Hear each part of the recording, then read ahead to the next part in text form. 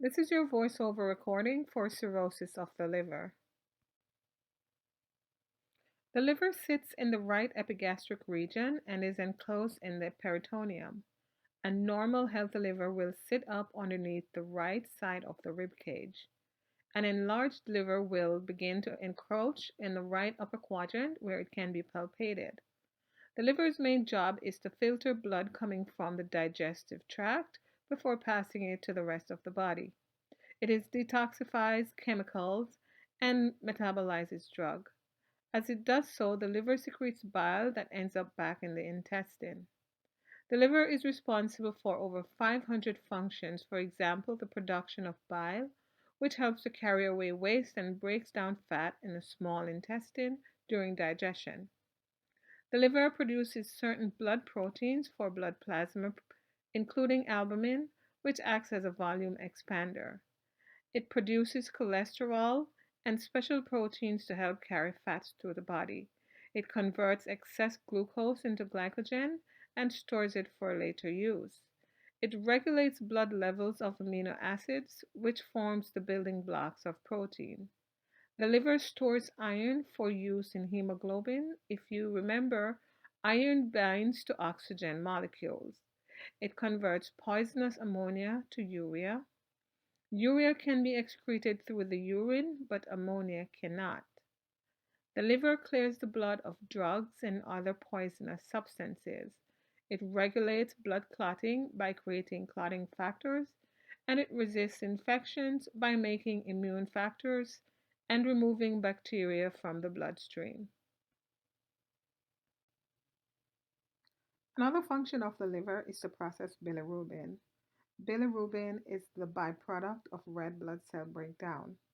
This is important because if not correctly processed by the liver, bilirubin can cause some of the symptoms that we think of when we think about liver disorders, for example, jaundice. In the intestine, bilirubin is responsible for providing color to bile, feces, and urine, and is also responsible for the yellow discoloration in jaundice. Cirrhosis is the end stage of liver disease. It is characterized by extensive degeneration and destruction of liver cells, which are then replaced by fibrotic scar tissues and regenerated nodules that occur from the liver's attempt to regenerate itself. This picture is showing a diseased liver with cirrhosis. A normal liver is smooth in texture and in appearance. Any chronic liver disease, including excessive alcohol intake and non alcoholic fatty liver disease, can cause cirrhosis. Other causes include hepatitis B and C, and these are the most common causes. Alcohol is the second most common cause of cirrhosis. Malnutrition, being genetically predisposed regardless of dietary intake, alcoholism, and drug use are also causes of cirrhosis. Diagnostic studies for liver disorders includes liver enzyme tests. These are your ASTs, ALTs, alkaline phosphatase, and GGTs. These will be elevated initially because of their release from the liver. However, in end-stage liver disease, they may be normal or low due to the loss of healthy hepatocytes. Total protein and albumin levels tend to go lower, especially toward the end of cirrhosis. Serum bilirubin levels will start to go up and will skyrocket during the end stage of the liver disease as the liver is unable to process bilirubin. Cholesterol levels tend to go low as the liver helps to create cholesterol, particularly good cholesterol, which helps us to transport fat. Prothrombin time goes up, which increases the time of bleeding. An ultrasound elastography helps to determine the level of fibrotic tissue in the liver. A definitive diagnosis for cirrhosis and liver cancer will be a biopsy. More often than not, this is a percutaneous biopsy. A large needle is used to take a section of the liver. If they are going for a mass, the liver biopsy is guided by ultrasound so that a biopsied section of the liver can be retrieved. Much of the clinical manifestations for cirrhosis are going to be the same as liver cancers, particularly metastatic liver cancer, as they affect more and more hepatocytes. Early in the disease process, there are relatively few symptoms. You may see some fatigue and enlarged liver that a test may return normal. The patient may be unaware of their condition because there are relatively few symptoms in the early stage of the disease. This is also true of liver cancer as well. If the individual has symptoms, it may be fatigue and an enlarged liver. The later manifestations tend to result from the failure of the hepatocytes in the portal hypertension. The goal of care for the patient with cirrhosis is to slow the progression of the cirrhosis and to prevent and treat any complication caused by it. Conservative therapy includes rest, alternating rest with activity, administration of B complex vitamins, avoidance of alcohol and other drugs that may make the condition worse. These include acetaminophen, aspirin, NSAIDs, and other hepatotoxic drugs. One of the things we often think about when we think of liver disorder is the characteristic jaundice and yellowing of the skin and sclera of the eye. Jaundice is caused by the decreased ability to conjugate and excrete bilirubin. It can be caused by primary liver dysfunction or blockage in the bile duct. In the case of obstructive jaundice, the bile is unable to get out through the bile duct into the GI tract the way it normally does, and eventually will back up in the systemic vascular system. Jaundice may be mild or severe. This picture on the slide is an example of mild jaundice. The first place you will most likely see a sign of jaundice is in the bottom third of the sclera of the eye as it deposits in the dependent areas of the sclera. A buildup of bile salts will cause pruritus or itching. To alleviate the pruritus, cholecysteramine, which is an oral medication, is administered, and this works by binding to the bile salts so that they can be excreted from the body. Beyond PO meds, lotions, baking soda, and oatmeal baths, also a low temperature, can help with itching. The patient will be itchy and will want to scratch.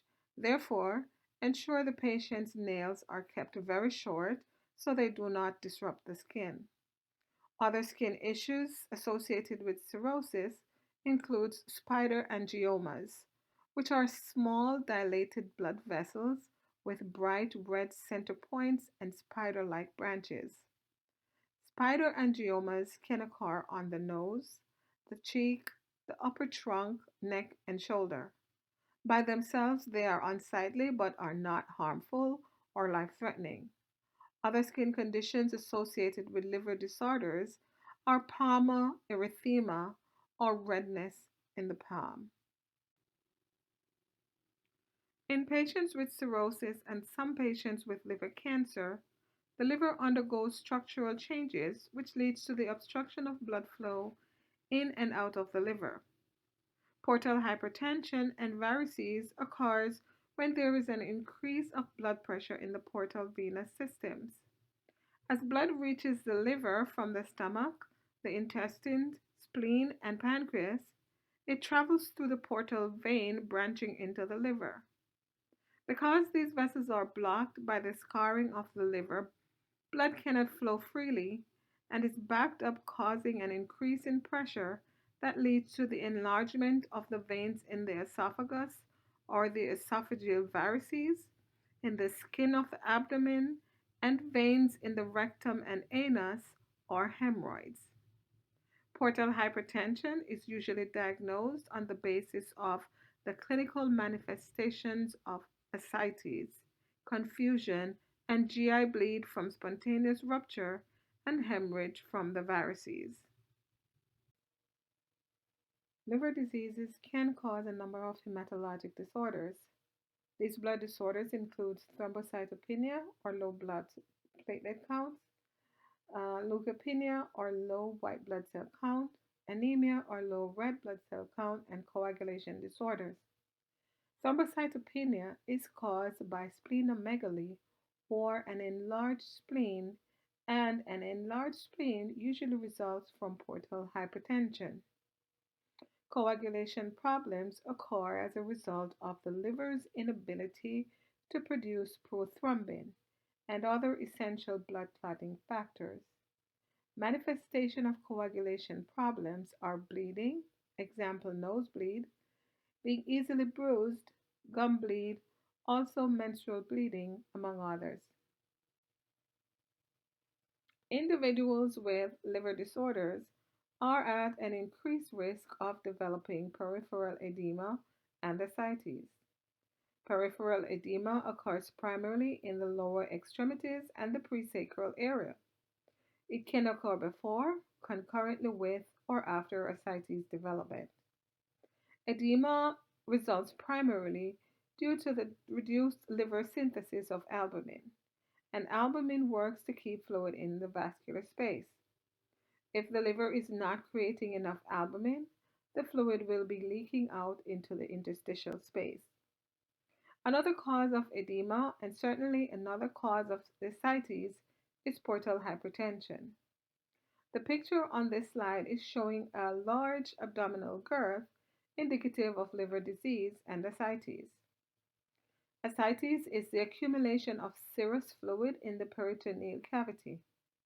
Some of the mechanisms that lead to ascites are portal hypertension, which causes protein to shift from the blood vessels into the lymph space. A second mechanism is the low albumin levels. Albumin works to keep the fluid in the vascular space. A third mechanism is hyperaldosteronism. This means that the hormone aldosterone is metabolized by the liver and then excreted. If the liver is not functioning correctly, aldosterone will build up in the bloodstream. High aldosterone levels will cause more sodium and fluid retention. Ascites is manifested by a large abdominal girth. The patient will complain of abdominal pain and bloating. Additional complaints will be of ill fitting clothing, general discomfort with sitting, and shortness of breath due to increased pressure on the diaphragm from the enlarged abdomen. Ascites is also associated with a poor quality of life, and the patient is at an increased risk for infection, for example, bacterial peritonitis, which is an infection of the ascites fluid. Some patients with ascites will develop pleural effusion because of the exchange of fluid across the diaphragm to the pleural space surrounding the lung. The management of ascites is focused on fluid restrictions, diuretics, and fluid removal. The amount of fluid restriction is based on the client and the degree of the ascites. The patient may be encouraged to reduce their sodium to 2 grams per day, and those with severe ascites may have to reduce their sodium intake to as little as 250 milligrams per day. The patient is usually not restricted on fluid unless there is edema or ascites formation. This is because a very low sodium intake can result in a decreased nutritional intake, and the subsequent problems associated with malnutrition can develop. The nurse's job is to monitor the fluid and electrolyte balance of the patient. Monitoring should include daily weights, abdominal measure, intake and output. Also, monitoring of lab values. Albumin infusion may be used to help maintain intravascular volume and adequate urine output by increasing the plasma colloid diuretic pressure. In other words, albumin is going to help keep the fluid in the vascular space to help with perfusing the kidneys and creating urine for excretion.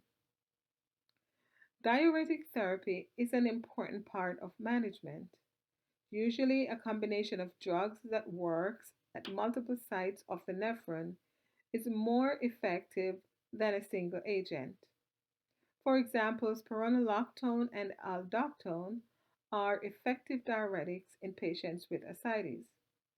Spironolactone is also an antagonist of aldactone and is potassium sparing. This is because people with liver disease tend to have very high aldosterone levels, which causes fluid overload. A high potency loop diuretic, such as furosemide or Lasix, is used in combination with potassium sparing drugs such as aldactone. A paracentesis is a sterile procedure in which a catheter is used to withdraw fluid from the abdominal cavity. It may be done with an ultrasound guide or at the bedside. This procedure is used to diagnose medical conditions or relieve pain, pressure, or difficulty breathing, which is usually associated with ascites. Paracentesis is only reserved for the person with impaired respiration or abdominal discomfort caused by the ascites and who does not respond to the diuretic therapy. So basically, it is not routinely used for fluid removal because normally the fluid goes back within days. The patient with ascites should be sitting up at a 45-degree angle because of the difficulty with breathing. The patient who undergoes paracentesis will have around 1500 to 2500 ml of fluid taken off at one time. This places the patient at risk for hypotension or orthostatic hypotension. A transjugular interhepatic portosystemic shunt, or TIPS, is used to alleviate ascites that does not respond to diuretics. The procedure helps to redirect the blood from the portal circulatory system to the systemic circulation. This helps to relieve portal hypertension and can help to relieve the amount of ascites that a client develops. The picture on this slide is showing a portosystemic shunt or TIPS. It involves the placement of a shunt between the portal venous system and the systemic venous system to reduce ascites accumulation by decreasing portal pressure. Hepatic encephalopathy is a neuropsychiatric manifestation of advanced liver disease. The main cause of encephalopathy is the accumulation of ammonia and toxins in the blood. In advanced liver disease, the liver is not able to convert ammonia to urea. Urea can be excreted by the kidneys, while ammonia cannot. Ammonia is the byproduct of protein breakdown in the GI tract. When ammonia is not converted to urea, it stays in the body and crosses the blood-brain barrier where it causes neurological symptoms. Clinical manifestations of encephalopathy are changes in neurological and mental responsiveness, impaired consciousness, and or inappropriate behavior ranging from sleep disturbances to lethargy or deep coma, changes in levels of consciousness, confusion, or even seizures. The changes can occur suddenly because of an increase in ammonia, which is in response to a bleeding varices or infection, or it may arise gradually as blood ammonia levels increase. The characteristic manifestation of hepatic encephalopathy is asterixis or flapping tremors. The most common involves the arms and the hands, in which case the person is unable to hold their arms and hand out without rapid flexion and extension of their hands.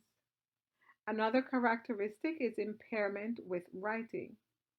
The patient may have difficulty with moving their pens left or right. This is called apraxia. So, what you could do is simply ask your patient to write their name, and you can use that and compare it to their baseline to help determine if they're having a negative response. The goal of management of hepatic encephalopathy is the reduction of ammonia formation and the reduction of ammonia that gets into the systemic bloodstream. Ammonia formation in the intestine is reduced with the use of lactulose. This drug traps ammonia in the gut. It may be given orally through an enema or through an NG tube. The laxative effect of this drug expels ammonia from the colon. The administration of antibiotics, such as rifaximin, may also be given particularly in patients who did not respond well to lactulose. Rifaximin works by killing off the bacteria in the gut. Two ways in which the body produces ammonia is through its own protein metabolism using enzymes created by the body. The other way in which ammonia is produced is through bacterial digestion of protein. So, if rifaximin is used to kill off gut bacteria, this can reduce the amount of ammonia produced in the gut. So, the question to ask now is, if the gut bacteria is killed off, will the patient not be at risk for C. diff and other superinfections? Yes, they will. But there is a risk and benefit factor here. The risk of encephalopathy outweighs the risk of C. diff and other superinfections. Another way to reduce ammonia is to reduce the dietary intake of protein. Again, ammonia is a byproduct of protein, so if protein is reduced in the diet, you can reduce the ammonia level. Another risk benefit factor is that protein helps with immune function and wound healing, and this would be an individual plan of care. Another precipitating cause of ammonia buildup is GI bleed. With the GI bleed, blood will accumulate in the gut, and this accumulation will produce ammonia, as blood is also another form of protein metabolism. In the event of a GI bleed, it is important that blood is promptly removed from the GI tract to decrease the protein accumulation in the gut. Portal hypertension can cause esophageal varices and gastric varices. These are complexes of tortuous enlarged veins at the lower end of the esophagus and the upper portion of the stomach. They are both very fragile and can bleed easily. They can cause life threatening complications, mainly GI bleed. Ruptured esophageal varices are the most life threatening complications of cirrhosis. This is usually considered a medical emergency. Major therapeutic outcomes for gastric and esophageal varices is to prevent bleeding and variceal rupture by reducing portal pressure. The patient with esophageal or gastric varices should avoid drinking alcohol, taking aspirins or NSAIDs, as these can all cause variceal rupture and increase bleeding. All patients with cirrhosis should have an upper endoscopy or an EDG done to screen for the presence of varices. Because patients with varices are at an increased risk for bleeding, they are generally started on a non-selective beta blocker, such as propranolol, to reduce the incidence of hemorrhaging. Beta blockers reduces the high portal pressure, which decreases the risk of rupture. When a variceal bleed occurs, the first step is to stabilize the patient and maintain the airway. IV therapy is usually initiated and may include blood products. Drug therapy may include octreotide or vasopressin. The main goal of drug therapy is to stop the bleeding. Then we can identify the source, then apply interventions to prevent further bleeding. If a bleeding gastric or esophageal varices occur, the main treatment is endoscopic therapy. The physician will go in with an endoscope and cauterize the bleed or stop it with band ligation, which is a large rubber band that is placed at the base of the enlarged vein. Or they may do sclerotherapy, which involves injecting a solution in the swollen vein that actually scleroses the vein or harden it. This is given through an injection needle that is placed through the endoscope. To help prevent the incidence of bleeding varices, the client may undergo a blood shunting procedure such as a TIPS procedure. Again, these procedures help to shunt blood away from the portal circulation to the wider systemic blood flow. Balloon tamponade may be used when acute esophageal and gastric varices hemorrhage cannot be controlled by an initial endoscopy. A balloon tamponade controls the hemorrhage by a mechanical compression of the varices. This is done by going in with an inflatable tube that holds the pressure on the esophagus. Because of its near proximity to the trachea, when a client has a balloon tamponade tube, one of your main concerns is maintaining a patent airway. There are several different types of tubes. It is important to know the basic function of a tamponade and the importance of maintaining airway. As mentioned earlier, liver disorders can cause conditions with clotting factors as well as thrombocytopenia when combined with gastric and esophageal varices. Supportive measures for an acute bleed includes measures such as the administration of fresh frozen plasma. Fresh frozen plasma is given because it contains clotting factors from a healthy donor. The patient may receive packed red blood cells because, depending on the extent of the bleed, the patient may lose quite a bit of red blood cells and their oxygen carrying capacity. Vitamin K can be given because, as mentioned before, a person with a liver disorder tends to have an increased prothrombin time, and vitamin K can help to decrease this time. Proton pump inhibitors such as protonics can be given. This drug reduces the amount of acid that the stomach creates. So, if the amount of stomach acid can be reduced, the amount of inflammation going to the bleed site can be reduced, and this can help the body heal itself. Lactulose and rifaximin are given for an acute bleed because, as the red blood cells are digested by the GI tract, bacteria in the GI tract will produce more ammonia. The goal is not to have this ammonia going into the systemic circulation and causing an exacerbation of hepatic encephalopathy. Other antibiotics may be given to reduce infections. For long-term management, non-selective beta-adrenergic blockers or beta blockers are given to reduce the portal hypertension, which can cause the varices. Clients may need repeat band ligations, so these clients may have several EGDs to ligate gastric and esophageal varices. Again, portosystemic shunts or TIPS procedure will help to shunt the blood away from the portal circulation and into the systemic circulation. This is done to reduce the portal hypertension.